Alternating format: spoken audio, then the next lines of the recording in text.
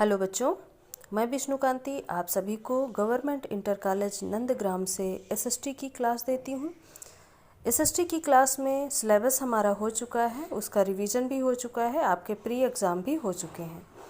Pre board के exam के बाद अब हमारे पास समय है क्वेश्चन पेपर का विश्लेषण करने के लिए।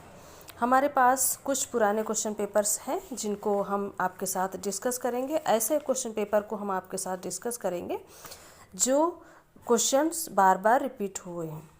ऐसे क्वेश्चंस को हम लेंगे और विशेष रूप से हम देखेंगे कि 2019 का जो क्वेश्चन पेपर है उसके बारे में हम थोड़ा सा डिस्कस करेंगे आपके साथ। तो सबसे पहले तो सामान्य सी बातें आपको समझनी है।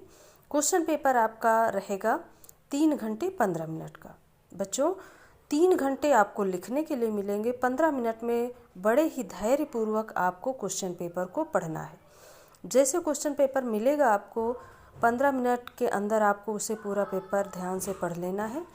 जो क्वेश्चन आपको अच्छे से आ रहे हैं उन क्वेश्चंस को आपको पहले करना है, लेकिन उस पे आपको क्वेश्चन का नंबर, प्रश्नोत्तर नंबर, जैसे प्रश्नोत्तर नंबर का, चूँकि आपका जो क्वेश्चन पेपर है वो 2 खंडों में विभाजित होगा। प्रश्न पत्र 2 खंडों में विभाजित होगा, खंड का एवं खंड खा। प्रत्येक खंड के सभी प्रश्नोत्तर को आपको हल करना है। प्रत्येक खंड का जो क्वेश्चन होगा उसको नए पेज से आपको लिखना है।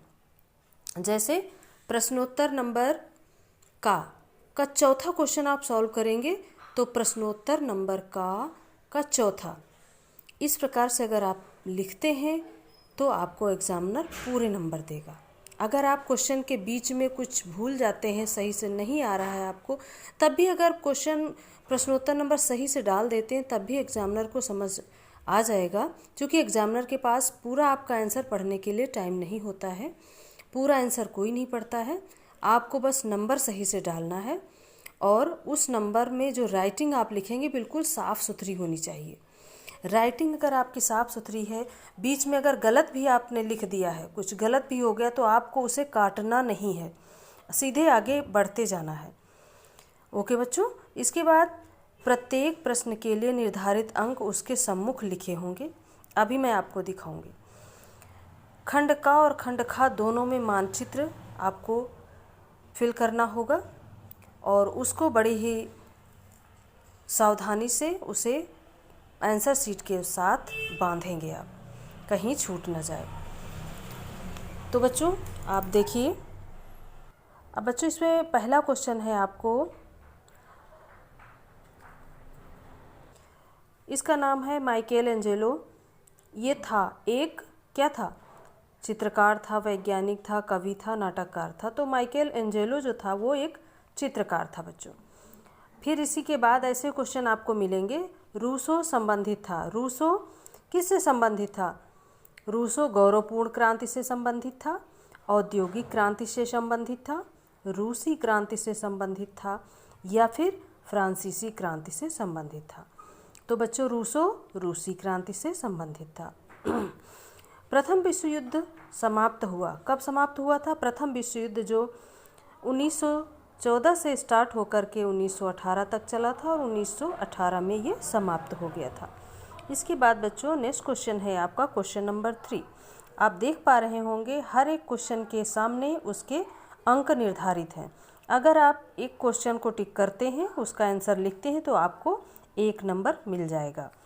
उसके बाद बांग्लादेश में द्वैध शासन स्थापित करने वाला कौन था? क्या नाम था उसका? जो बंगाल में जिसने द्वैध शासन स्थापित किया था। Lord Cornwallis, Lord Wellesley, Robert Clive और वारेन हेस्टिंग। तो बच्चों वारेन हेस्टिंग का समय समाप्त हो चुका था, कॉर्नवालिस बाद में आया।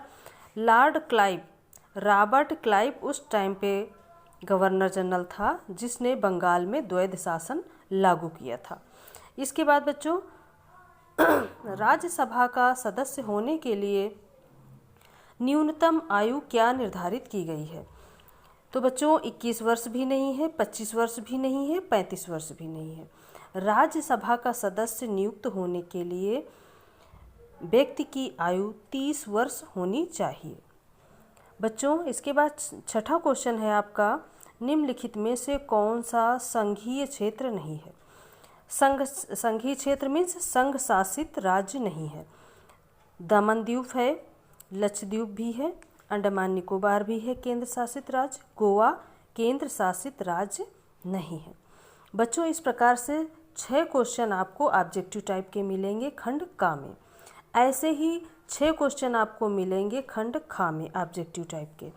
इसके बाद फिर स्टार्ट होता है आपका लिखने वाला अति लघु उत्तरी प्रश्न, जो 2 से 3 लाइन के अंदर ही समाप्त हो जाएगा।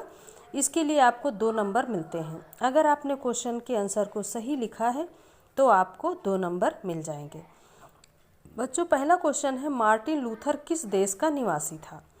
तो मार्टिन लूथर जर्मनी का निवासी था। बच्चों इसमें 2 क्वेश्चन हैं। उसने रोमन कैथोलिक धर्म का विरोध क्यों किया था। बच्चों उसने रोमन कैथोलिक का धर्म का विरोध इसलिए किया था क्योंकि रोमन जो कैथोलिक वहाँ का धर्म था उसमें बहुत सारा आडंबर समाहित हो गया था। जैसे हमारे देश में पहले वैदिक संस्कृति वैदिक सभ्यता थी, इसलिए उसने विरोध किया कि जो मेन चीज़ है हमें भगवान को मानना चाहिए, किसी को परेशान नहीं करना चाहिए। हर एक के अंदर आत्मा है, आत्मा में भगवान का निवास होता है। तो जो मेन मुख्य बिंदु होता है भगवान तक पहुंचने का, हमें उसे अपनाना चाहिए। हमें बाहरी आडंबर या बाहरी दिखावा नहीं करना चाहिए।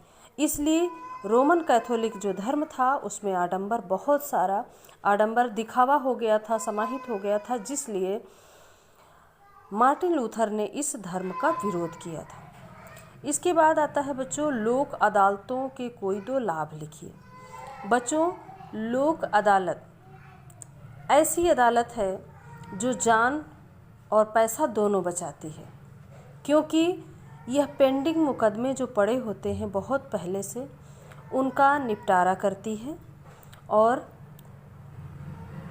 यह महीने के दूसरे शनिवार को लगाई जाती है, जिसमें जो सर्वसहमति से मुकदमे हल हो जाएं, ऐसे मुकदमों को वहाँ पे भेज दिया जाता है। या फिर बहुत सालों से आपका कोई मुकदमा चल रहा है और उसका निपटारा नहीं हो पा रहा है, तो आप एप्लीकेशन दे करके उस अदालत में जहाँ पे आपका मुकदमा पेंडिंग है वहाँ से लेकर के लोक अदालत में एक ही दिन में मुकदमे की सुनवाई कराकर अपने मुकदमे को रफा दफा कर सकते हैं। ऐसे में कोई 1000 का मुकदमा है तो वो हो सकता 100 रुपये में ही फाइनल हो जाए, या हो सकता है 200 रुपये में फाइनल हो जाए। कहने का मतलब पैसा और समय सभी की बचत होती है। और ये महीने की दूसरा शनिवार होता है, उस शनिवार को ये लोक अदालत लगाई जाती है। बच्चों नेक्स्ट क्वेश्चन है आपका, नेशनल कैडेट कोर एनसीसी को रक्षा सेना की प्रारंभिक पाठशाला क्यों कहा जाता है। बच्चों नेशनल कैडेट कोर विद्यालयों में चलाया जाता है, जिसमें बच्चों को आत्मरक्षा, सार्वजनिक सुरक्षा लोगों की किस प्रकार से की जाए, यानी पुलिस की जो प्रथम प्राइमरी स्तर पे जो चीज़ें हैं वो नेशनल कैडेट कोर में सिखाई जाती हैं कि आपको किस प्रकार से कोई मुसीबत आए तो अपने आप को, और कोई अगर मुसीबत में फंसा है तो किस प्रकार से उसकी सुरक्षा करनी है। तो आत्मरक्षा के गुण इसमें स्कूल स्तर पर सिखाए जाते हैं, इसलिए इसको कहा जाता है कि ये प्रारंभिक पाठशाला है। इससे लाभ ये होता है कि कहीं अगर आप मुसीबत में हैं तो आप अपनी स्वयं की रक्षा कर सकते हैं। अपने राष्ट्र के प्रति अगर कोई विद्रोह करता है तो उसका भी मुंहतोड़ जवाब आप दे पाएंगे, अगर आपने एनसीसी की ट्रेनिंग ली हुई है तो। बच्चों इसके बाद लघु उत्तरी क्वेश्चन आता है। अब देखिए आपका अति लघु उत्तरी क्वेश्चन 2 नंबर का आता है और लघु उत्तरी क्वेश्चन आपका 3 नंबर का आता है। बच्चों इसमें 2 क्वेश्चन हैं। पहला क्वेश्चन अगर आप सॉल्व करते हैं तो आपको 1 नंबर दिया जाता है, और दूसरा क्वेश्चन अगर आप सॉल्व करते हैं तो आपको 2 नंबर दिए जाते हैं, यानी कुल मिलाकर के आपको 3 नंबर इसमें मिलते हैं। क्वेश्चन पेपर बच्चों ये 70 नंबर का होता है, 70 नंबर का। इसमें पहला क्वेश्चन है, औद्योगिक क्रांति से क्या तात्पर्य है। बच्चों, क्रांति क्या है? इस पे दो शब्द हैं, एक है औद्योगिक और दूसरा है क्रांति। औद्योगिक क्रांति, औद्योग मीन्स उद्योग, क्रांति मीन्स ज़्यादा। हर एक मद का पैसा उद्योगों में लगाया जाए ताकि उद्योगों को बढ़ावा मिल सके। इससे तात्पर्य यह है कि उद्योगों को बढ़ावा मिल सके। किस प्रकार से उद्योगों को बढ़ाया जाए? औद्योगिक क्रांति लाई जाए। यातायात के साधनों में किन आविष्कारों द्वारा अभूतपूर्व परिवर्तन हुआ? बच्चों, अगर उद्योग स्टार्ट होते हैं तो उन्हें यातायात की आवश्यकता तो पड़ती है। कच्चे माल को उद्योगों तक पहुंचाने के लिए और बने हुए माल को बाज़ारों तक पहुंचाने के लिए हमें यातायात की आवश्यकता होती है। तो इसमें जैसे जैसे परिवर्तन होता जा रहा है, पहले डीजल के, पेट्रोल, डीजल, उसके बाद अब तो CNG से भी वाहन चलने लगे हैं, विद्युत वाहन चलने लगे हैं, बैटरी से वाहन चलने लगे हैं। तो इस प्रकार से इसमें जैसे जैसे विकास होता जा रहा है, इसमें परिवर्तन आता जा रहा है और उद्योगों को भी आसानी सुविधा मिलती जा रही है। इसके बाद बच्चों इसे अपनी लैंग्वेज में आप लिख सकते हैं, आपको 3 नंबर मिलेंगे। इसके बाद बच्चों, नेपोलियन कौन था? बच्चों, नेपोलियन फ्रांस का एक सिपाही था। उसने फ्रांस के राजा से, फ्रांस का जो शासक था उससे जनता को मुक्त कराया था। चूँकि फ्रांस का जो शासक था वो निरंकुश शासक था, उसने मुख्य किन देशों पर अपना अधिकार कर लिया था, उसकी कहाँ पराजय हुई थी? बच्चों, इसमें 3 क्वेश्चन है और तीनों क्वेश्चन 1-1 नंबर के हैं। मुख्य रूप से जो फ्रांस के आसपास यानी यूरोप में फ्रांस के आसपास के जो देश हैं उन पर भी, उन लोगों पर भी वहाँ के राजाओं से उनको मुक्त कराया था और अपना अधिकार क्षेत्र कायम कर लिया था। और 1815 में वाटरलू की जब लड़ाई होती है तो वहाँ पर नेपोलियन बोनापार्ट को पराजित कर दिया जाता है और नेपोलियन बोनापार्ट वहाँ पर पराजित हो जाता है उस लड़ाई में। चूँकि सभी देशों के जो शासक हैं वो एक साइड हो जाते हैं, नेपोलियन अकेला पड़ जाता है। इसके बाद बच्चों, आधुनिक काल में निःशस्त्रीकरण की नीति अपनाना क्यों आवश्यक हो गया है? इस दिशा में संयुक्त राष्ट्र संघ क्या प्रयास कर रहा है? बच्चों, आधुनिक काल यानी जो समय चल रहा है, निःशस्त्रीकरण, बिना हथियार के, शस्त्र में से हथियार, तो बिना हथियार की नीति अपनाना क्यों आवश्यक हो गया? क्योंकि आजकल गुस्सा सबके अंदर है, इतना ज़्यादा बर्दाश्त कोई करना नहीं चाहता, नरम भावना किसी के अंदर रही नहीं। तो निःशस्त्रीकरण, जब हम शस्त्र का उपयोग ना करके शांतिपूर्वक किसी मामले का निपटारा कर लेते हैं तो उसी को हम कहते हैं निःशस्त्रीकरण की नीति। इस दिशा में संयुक्त राष्ट्र संघ पूरा प्रयास कर रहा है और वहाँ पर संयुक्त राष्ट्र संघ में बच्चों, संयुक्त राष्ट्र संघ में ये डिपार्टमेंट अलग अलग बनाए गए हैं, जिसकी स्थापना 24 अक्टूबर 1945 को हुई थी। जिस विभाग का आपका समस्या चल रही है उस विभाग में जाकर के आप अपनी समस्या को बता सकते हैं और वहाँ पर बिना किसी अस्त्र शस्त्र के आपकी समस्या का समाधान किया जाएगा। बच्चों, इस पे आप देख सकते हैं संयुक्त राष्ट्र संघ, अंतर्राष्ट्रीय बाल कोष, संयुक्त राष्ट्र महिला कोष, खाद्य और कृषि संगठन, अलग अलग डिपार्टमेंट वहाँ पे बनाए गए। और बच्चों, इसकी स्थापना हुई थी 24 अक्टूबर 1945 को। बच्चों, इसके बाद यहाँ पे लिखा है अथवा में बच्चों आपको कोई एक ही क्वेश्चन करना है। क्वेश्चन नंबर 11 में 2 क्वेश्चन है, 2 में से आपको किसी एक क्वेश्चन को सॉल्व करना है जो आपको अच्छे से आ रहा है, आप उसी का आंसर देना है आपको। जैसे क्वेश्चन नंबर 10 में 2 क्वेश्चन है, औद्योगिक क्रांति से क्या तात्पर्य है और नेपोलियन बोनापार्ट कौन था। आपको इन दोनों में से जो क्वेश्चन अच्छे से आ रहा है आपको उसी का आंसर देना है, आपको दोनों के आंसर नहीं देने हैं। अदरवाइज आप दोनों के आंसर देते हैं तब भी आपको एक ही क्वेश्चन आपका चेक होगा, दूसरा क्वेश्चन आपको एक्स्ट्रा करके उसे छोड़ दिया जाएगा, उसको आपको कोई नंबर नहीं दिया जाएगा। इसलिए ध्यान रखिएगा, जहाँ अथवा लिखा हो वहाँ 2 में से कोई एक ही क्वेश्चन आपको सॉल्व करना है। अब यहाँ पे आता है क्वेश्चन, पंचशील क्या है। इसके सिद्धांतों को संक्षेप में बताइए।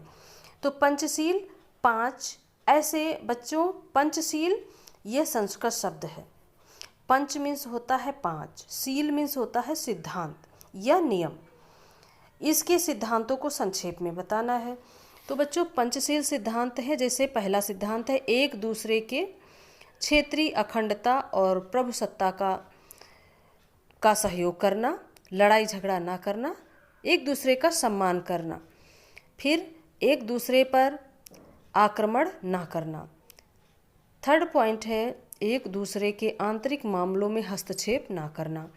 इसके बाद समानता तथा पारस्परिक लाभ प्राप्त करना। शांतिपूर्ण सह अस्तित्व, 5वां नंबर है, शांतिपूर्ण सह अस्तित्व कायम करना। तो बच्चों ये पंचशील ये बौद्ध धर्म के सिद्धांत हैं, लेकिन इनमें यह है कि आपको बिना शस्त्र के आपसी शांति, समझौता, सौहार्द के साथ अपनी बात को रखना। बच्चों इसके बाद क्वेश्चन आता है 19वीं शताब्दी में भारत में राष्ट्रीय जागरण में सहायक मुख्य तत्व क्या थे।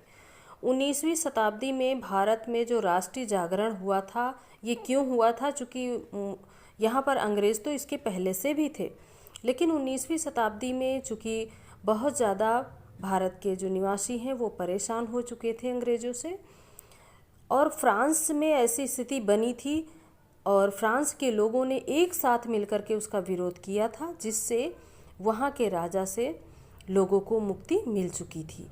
तो फॉर एग्जाम्पल हमारे देश के लोगों ने देखा था ऐसी स्थिति से किस प्रकार से निपटना है।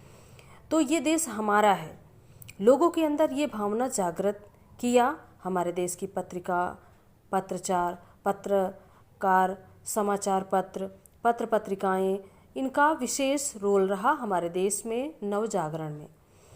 किन्हीं 4 तत्वों को विस्तार से लिखना है। बच्चों ये दीर्घ उत्तरी क्वेश्चन है। दीर्घ उत्तरी क्वेश्चन अगर आप सॉल्व करते हैं तो आपको इसमें 6 नंबर मिलते हैं। 6 नंबर अगर आप आधा क्वेश्चन सॉल्व करते हैं, चूँकि इस क्वेश्चन के अंदर 2 क्वेश्चन है, अगर आप आधा क्वेश्चन सॉल्व करते यानी एक क्वेश्चन पहला वाला सॉल्व करते तो आपको 3 नंबर मिलेंगे। अगर आप दोनों क्वेश्चन सॉल्व करते हैं तो आपको 6 नंबर मिलेंगे। इसके बीच में भी अथवा लिखा है, दोनों में से कोई एक क्वेश्चन आपको करना है। इसके बाद क्रांतिकारियों और इंडियन नेशनल कांग्रेस की नीतियों में क्या अंतर है। क्रांतिकारी तुरंत फैसला चाहते थे कि हमारे देश से अंग्रेज़ अभी के अभी चले जाएं। इंडियन नेशनल कांग्रेस जो है वो चाहती थी कि विनम्रतापूर्वक हमारे देश में अगर हम अपनी समस्याओं को अंग्रेज़ों के सामने रखेंगे तो अंग्रेज़ हमारा भला करेंगे, अंग्रेज़ हमारी समस्याओं को ज़रूर सुनेंगे। तो यही अंतर था इन दोनों में। अब चंद्रशेखर आज़ाद और भगत सिंह।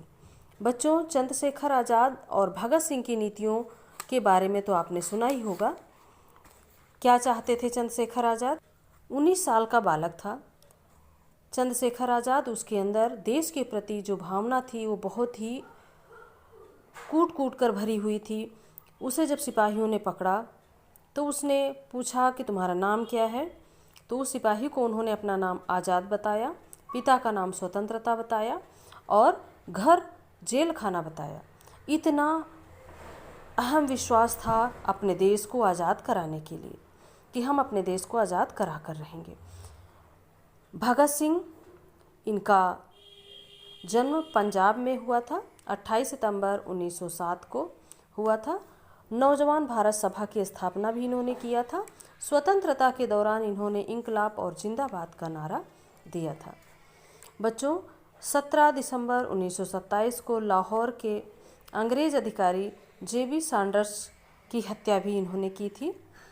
23 मार्च 1931 को भगत सिंह और सुखदेव थापर तथा शिवराम राजगुरु को एक साथ तीनों को फांसी दी गई थी। बच्चों वो डेट क्या थी? 23 मार्च 1931 को। इसके बाद बच्चों क्वेश्चन आता है गुट निरपेक्ष आंदोलन का मुख्य उद्देश्य क्या था। बच्चों जब भारत स्वाधीन हुआ तो उसने ये देखा कि देश, विश्व जो है वो 2 गुटों में विभाजित हो चुका है। बच्चों विश्व में शांति व्यवस्था बनाए रखने के लिए भारत चूँकि किसी गुट में शामिल ना होकर के अलग ही रहा, सेपरेट रहा, इसी को गुट निरपेक्ष कहते हैं। बच्चों, भारत ने सार्वभौमिक परमाणु निःशस्त्रीकरण को बढ़ावा दिया। विश्व स्तर पर सैन्य संघर्षों को हतोत्साहित करना गुटनिरपेक्ष का मुख्य उद्देश्य था। रंग भेद की नीति, चूँकि उस समय बहुत ज़्यादा चल रही थी, इसका विरोध किया। व्यापार विनिमय को प्रोत्साहन देना, इसका मुख्य उद्देश्य था कि आर्थिक व्यवस्था को पटरी पर लाया जाए, उस पर सुधार किया जाए। बच्चों, इसके बाद आता है संयुक्त राष्ट्र की सुरक्षा परिषद। इस पे 2 क्वेश्चन है। संयुक्त राष्ट्र सुरक्षा परिषद, दक्षिण एशियाई क्षेत्रीय सहयोग संगठन, दक्षेस। संयुक्त राष्ट्र सुरक्षा परिषद अभी मैंने आपको दिखाया था, इसमें 15 सदस्य होते हैं, 5 अस्थायी होते हैं, 10 अस्थायी सदस्य होते हैं। दूसरा है दक्षिण एशियाई क्षेत्रीय सहयोग संगठन। दक्षिण एशियाई क्षेत्रीय सहयोग संगठन, जिसे दक्षेस के नाम से जानते हैं। बच्चों, इसकी स्थापना 8 दिसंबर 1985 को हुई थी। इसमें सदस्य देश हैं 8 सदस्य देश हैं, जिसमें पहला है भारत, पाकिस्तान, बांग्लादेश, श्रीलंका, नेपाल, मालदीव और भूटान। बच्चों, ये 2007 में संघ के 14वें शिखर सम्मेलन हुआ था अफगानिस्तान में, जिसमें अफगानिस्तान को इसका 8वां सदस्य बना लिया गया। इसके पहले इसमें 7 सदस्य थे और ये 14वां शिखर सम्मेलन जब हुआ तो इस पे अफगानिस्तान को भी इसका सदस्य बनाया गया था। तो इस टाइम पे दक्षेस में 8 सदस्य शामिल हैं। बच्चों, इसके बाद आता है आपका मानचित्र संबंधी कार्य, जिस पे आपको चिन्हों के माध्यम से मानचित्र में दर्शाना होता है। उसका भी अगर आप कॉपी में करते हैं तो आधा नंबर मिलेगा, और अगर आप कॉपी में और मैप में दोनों में करते हैं तो आपको पूरा 1 नंबर मिलता है। तो बच्चों, आपको बताना है वह नगर जहां वास्को डी गामा भारत में प्रवेश किया था। तो वास्को डी गामा साउथ में आया था। कालीकट बंदरगाह है ये यहाँ पे केरल के पास, यहीं पर आया था और यहीं पे भारत के राजा जमोरिन ने इसका स्वागत किया था। बच्चों, इसके बाद नेक्स्ट क्वेश्चन है आपका उत्तराखंड का वह नगर जहाँ कुंभ का मेला लगता है। तो बच्चों, उत्तराखंड ये है यहाँ पर नेपाल के पास में, यहाँ पर कुंभ का मेला लगता है, ये हरिद्वार। इसके बाद नेक्स्ट क्वेश्चन है आपका वह नगर जहाँ बेगम हजरत महल ने अंग्रेज़ों के विरुद्ध विद्रोह का झंडा खड़ा किया था। तो बच्चों, बेगम हजरत महल ने लखनऊ में अंग्रेज़ों का विरोध किया था। इसके बाद नेक्स्ट क्वेश्चन है वह स्थान जहाँ संविधान सभा के अधिवेशन होते हैं। संविधान सभा का अधिवेशन बच्चों दिल्ली में होता है। बच्चों, इसके बाद क्वेश्चन ऐसे ही आपको करने हैं। वीडियो अगर आपको अच्छा लगे तो वीडियो को लाइक करिएगा। हम ऐसे ही वीडियो आपको, ये खंड का आपका समाप्त होता है, इसके बाद खंड खा शुरू हो जाएगा। खंड खा को हम नेक्स्ट वीडियो में डिस्कस करेंगे, चूँकि वीडियो बहुत लंबी हो रही है। तो नेक्स्ट वीडियो को ज़रूर देखिएगा। खंड खा हम आपको नेक्स्ट वीडियो में डिस्कस करेंगे, पूरा एक्सप्लेन भी करेंगे, लास्ट टाइम में आपकी तैयारी अच्छी हो। ओके बच्चों, थैंक यू।